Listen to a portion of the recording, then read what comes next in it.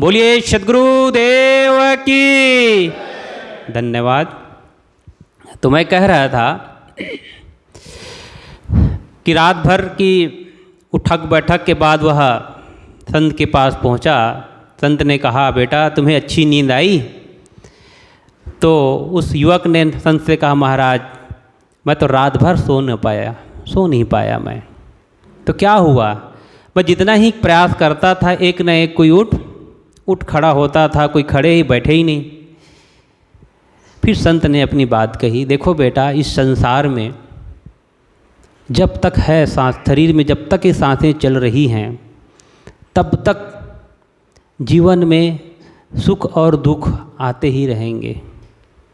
ये हमेशा के लिए मिटने वाले नहीं हैं। हमारे जीवन में हम सभी का एक अनुभव है कि कुछ क्षण की, जैसे अभी दिवाली आ रही है, कितने लोग खुश हो जाएंगे, कितने खुश हो जाएंगे बाहरी माहौल को देख कर, लेकिन बहुत खुश।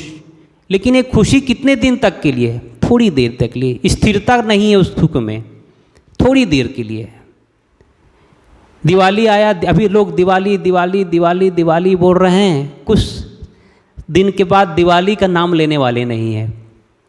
फिर नया साल नया साल नया साल आएगा, फिर नया साल का नाम लेने वाले नहीं है। फिर होली होली होली कहेंगे। तो ऐसे ही सुख दुख हमारे जीवन में आते जाते रहते हैं। मन की स्थिरता, आपका अगर मन शांत है, एकाग्रचित है, तो देखिए फिर आपके जीवन में आनंद ही आनंद है, आनंद ही आनंद है, सुकून ही सुकून है। आदमी अपनी मन की चंचलता के वजह से दुखी है, अपनी चंचलता के वजह से। और जिसने अपने जीवन में अच्छा सोचना शुरू कर दिया, सकारात्मक सोचना शुरू कर दिया और उसी सोच के आधार पर अपना जीवन चलाना शुरू कर दिया, फिर देखिए आपके जीवन में आनंद ही आनंद है। हम लोगों ने अपने जीवन में क्या बदला? हम जो बैठे हैं आप लोगों के बीच में, तो हमने अपने क्या बदला है? हमने अपना मन बदला। शुरू में जब सोचा तो क्या बदला? मन बदला कि चलो हम संसार के मोह माया को छोड़कर कहाँ चले जाएं? गुरु के दरबार में। और गुरु के दरबार में जाएंगे, जो हमें रूखी सूखी मिल जाएगी उसमें अपना जीवन जिएंगे और संत सेवा का लाभ उठाएंगे। संत गुरुजनों का वाणी सुनेंगे और संत सेवा का लाभ उठाएंगे। हम तो यही सोच के आए थे और धीरे धीरे धीरे कपड़ा परिवर्तन हो गया। मन परिवर्तन के बाद कपड़ा परिवर्तन हो गया और आज इतना परिवर्तन हो गया कि हम आपके बीच में हैं। तो सद्गुरु कहते हैं, जो तू चाहे मुझको छाड़ सकल की आस, मुझ ही ऐसा होए रहो सब सुख तेरे पास। सब सुख का खजाना कहीं और नहीं है। यदि मन से, सद्गुरु अभिलाष साहब ने एक भजन में कहा है, यदि मुक्ति दिल से सही चाहते हो, सही चाहते हो, तो संसार से मन हटाना पड़ेगा, हटाना पड़ेगा। यदि मुक्ति दिल से सही चाहते हो, सही चाहते हो, तो संसार से मन हटाना पड़ेगा, हटाना पड़ेगा। जब तक हमारा जो मन है संसार में लगा रहेगा, चिपका रहेगा, तब तक हमें सुख का अनुभव नहीं होगा, शांति का अनुभव नहीं होगा, मोक्ष का अनुभव नहीं होगा। अनुभव कब होता है? जब हम अपने आप को दुनिया से हटाएं, दुनियादारी से हटाएं। मैं ये नहीं कहता कि आप अपने परिवार को छोड़ दीजिए, घर सबको छोड़ के उसका अनुभव कीजिए। घर में रहते रहते, संसार में रहते रहते भी आप वह काम कर सकते हैं, आराम से हो सकता है। लेकिन हमारा जो पाजी मन है, ये जो हमारा जो मन है बिना मूड का चोर है, बिना सिर पैर का यह चोर है हमारा मन। जो नहीं करना चाहिए उसी पर यह मजा के मन टिक जाता है।